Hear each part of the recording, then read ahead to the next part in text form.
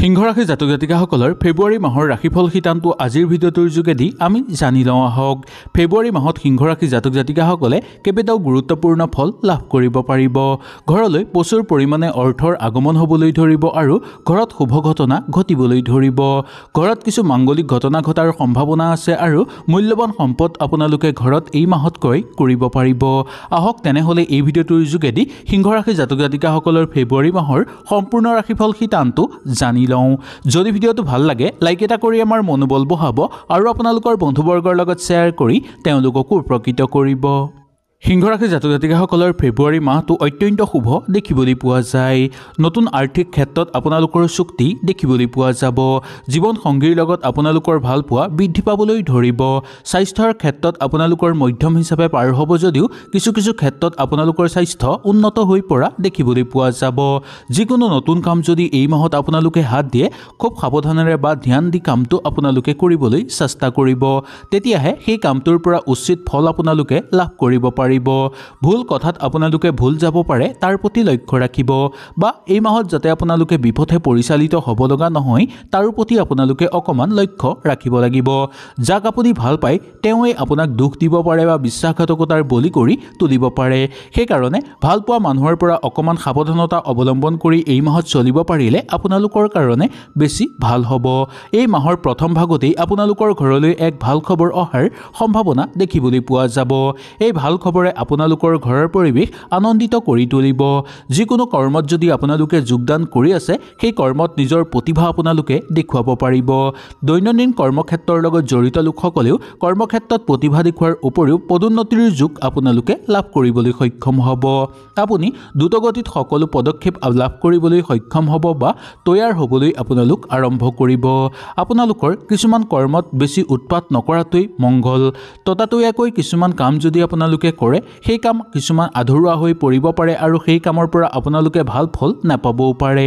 সেইকাৰণে কাম কৰাৰ ক্ষেত্ৰত খুব সাৱধানতা আপোনালোকে অৱলম্বন কৰিব। ঘৰৰ পৰা বাহিৰলৈ ওলাই যাওঁতে আপোনালোকে এই মাহত অলপ সজাগ হৈ ওলাই যাবলৈ চেষ্টা কৰিব। বিশেষকৈ ফুৰা চকাৰ ক্ষেত্ৰত অকণমান সাৱধানতা অৱলম্বন কৰিব লাগিব। হাই কাজিয়াৰ পৰা যিমান পাৰে আপোনালোকে দূৰত্ব বজাই ৰাখিবলৈ চেষ্টা কৰক, বা বেলেগৰ কণ্ডলৰ মাজতো আপোনালোকে সোমাই পৰাটো এই মাহত উচিত নহয়। বৈবাহিক জীৱনৰ ক্ষেত্ৰত এই মাহটো আপোনালোকৰ ভবা ধৰণে পাৰ নহ'ব যদিও ইমান চিন্তাৰ কাৰণ নাই বুলিও ক'ব পৰা যায়। সামাজিক ক্ষেত্ৰত আপোনালোকে নিজৰ কৰ্তব্য পালন কৰিব পাৰিব সুন্দৰভাৱে। স্বাস্থ্য মধ্যম হিচাপে পাৰ হ'ব যদিও সৰু ল'ৰা ছোৱালী যদি আপোনালোকৰ ঘৰত আছে তেওঁলোকৰ স্বাস্থ্যৰ প্ৰতি আপোনালোকে লক্ষ্য ৰাখিব। বন্ধুবৰ্গৰ লগত খেলা ধূলা কৰোঁতে আপোনালোকে যিকোনো কামৰ পৰিকল্পনা কৰি আনন্দিত অনুভৱ কৰিব আৰু এই পৰিকল্পনা আৰম্ভ কৰিব পাৰিব অতি সোনকালে। এই মাহত আপোনালোকে পইচা পাতি খৰচৰ ক্ষেত্ৰতো সাৱধানতা অৱলম্বন কৰিব লাগিব। জোখতকৈ আপোনালোকৰ পইচাৰ ব্যয়ৰ পৰিমাণ বৃদ্ধি পাব পাৰে বা অবান্তিক খৰচৰ মাত্ৰা বৃদ্ধি পাব পাৰে। তাৰ প্ৰতি কিছু ক্ষেত্ৰত আপোনালোকে লক্ষ্য ৰাখি চলিব। আপোনালোকে এই মাহত কোনো আত্মীয়ৰ পৰা শুভ সংবাদ লাভ কৰিবলৈ সক্ষম হ'ব। আত্মীয়ৰ লগত থাকোঁতে আপোনালোকৰ দ্ৰব্য লাভৰো সম্ভাৱনা দেখিবলৈ পোৱা যাব পাৰে। এই মাহত আপোনালোকে বহু নিৰাময় কাম কৰিব পাৰিব বা কাৰোবাক সহায় কৰি আপোনালোকে নিজৰ মনত আনন্দ অনুভৱ কৰিব পাৰিব। আপোনাৰ প্ৰিয়জনৰ লগত আপোনালোকে ফোনত কথা পাতি আনন্দিত অনুভৱ কৰিব। ব্যৱসায়িক বাণিজ্যৰ লগত জড়িত লোকসকলে ব্যৱসায়ত বিনিয়োগ কৰিব বিচাৰিলে বিনিয়োগ কৰিব পাৰিব আৰু ব্যৱসায়িক ক্ষেত্ৰত আপোনালোকে আগভাগ ল'ব বিচাৰিলেও ল'ব পাৰিব।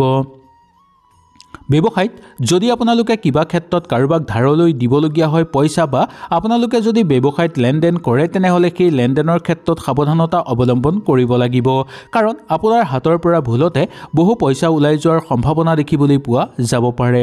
অৱশ্যে ভয় খোৱাৰ ইমান কাৰণ নাই। যদি অকণমান কষ্ট কৰি অকণমান ধ্যান ৰাখে তেনেহ'লে নিশ্চয় আপোনালোকৰ সকলো ঠিক হৈ পৰিব।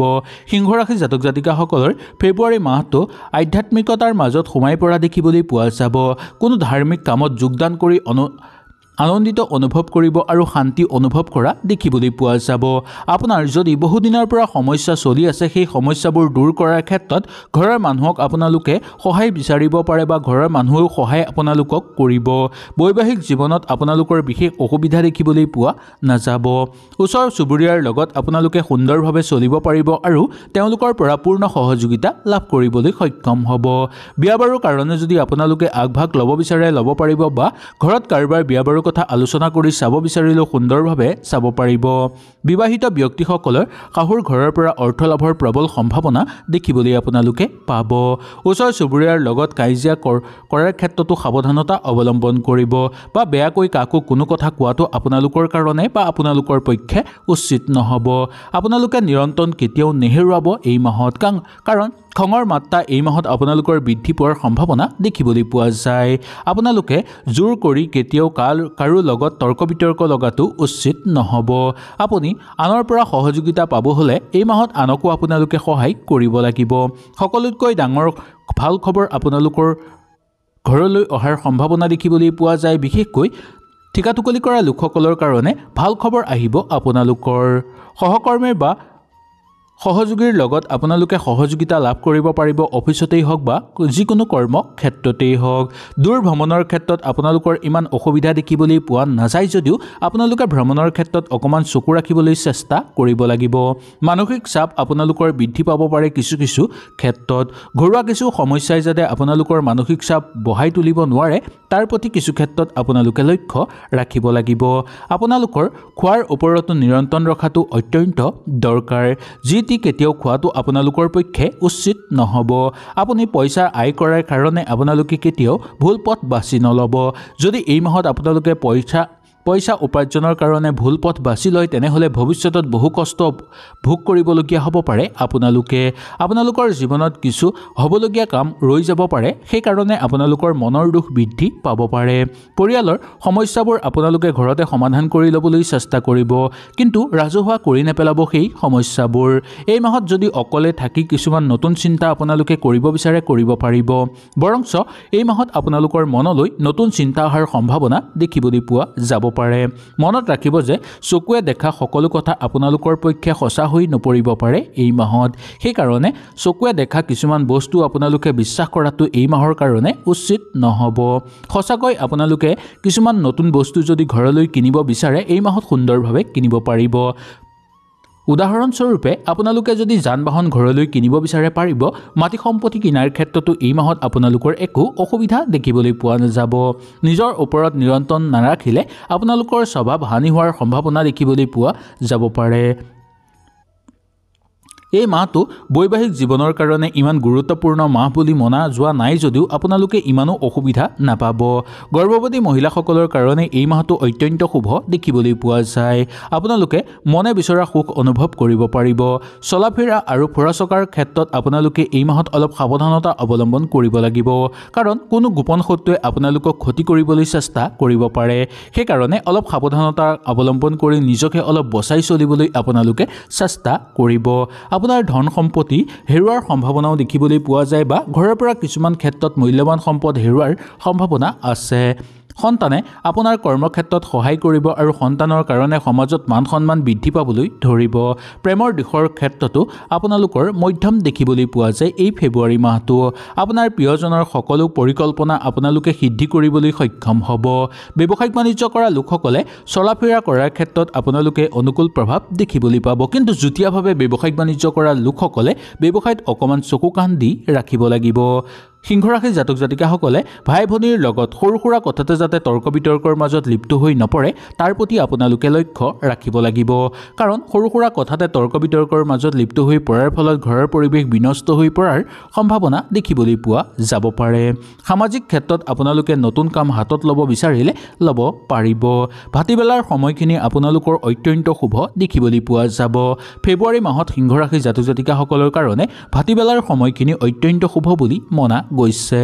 আপুনি যদি কিছুমান কাম আধৰুৱা কৰি ৰাখি থৈছিল তেনেহ'লে এই মাহত পাৰিলে কৰিব। সেই কাম কৰাৰ ক্ষেত্ৰত বা সেই কাম সম্পূৰ্ণ হোৱাৰ ক্ষেত্ৰত সহকৰ্মীয়ে আপোনালোকক সহায় সহযোগিতা কৰা দেখিবলৈ পোৱা যাব। আপুনি এই মাহত কাকো হিংসা কৰাটো উচিত নহয়।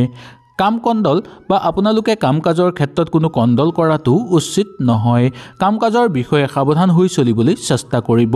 এই মাহত আপোনালোকৰ বুদ্ধিৰ বিকাশ ঘটিবলৈ ধৰিব আৰু ঠিকাটুকলি কৰা লোকসকলৰ কাৰণেও নতুন ভাল খবৰ অহাৰ সম্ভাৱনা দেখিবলৈ পোৱা যাব। মামলা মোকদ্দমাৰ লগত জড়িত লোকসকলৰ কাৰণে জয়ৰ সম্ভাৱনা কিন্তু দেখিবলৈ পোৱা যায়। লগতে আপোনালোকৰ অবান্তিক খৰচৰ মাত্ৰাও কমিবলৈ ধৰিব। মামলা মোকদ্দমাৰ লগত জড়িত লোকসকলে দূৰ ভ্ৰমণ কৰিব বিচাৰিলে পাৰিব বা দূৰ ভ্ৰমণ কৰিবলগীয়াও হ'ব পাৰে শিল্পী সাংস্কৃতিক জগতৰ লগত জড়িত লোকসকলৰ কাৰণে এই মাহটো ইমান বেয়া দেখিবলৈ পোৱা নাযায় হয়তো এই ভিডিঅ'টোৰ যোগেদি আপোনালোকে সুন্দৰভাৱে বুজি পালে যদি কিবা অসুবিধা পালে নিশ্চয় মোক তলত কমেণ্ট কৰি জনাব তেনেহ'লে আজিলৈ আপোনালোকৰ ওচৰৰ পৰা বিদায় লৈছোঁ কালিলৈ পুনৰ আপোনালোকক লগ পোৱাৰ প্ৰতিশ্ৰুতিৰে আজিলৈ নমস্কাৰ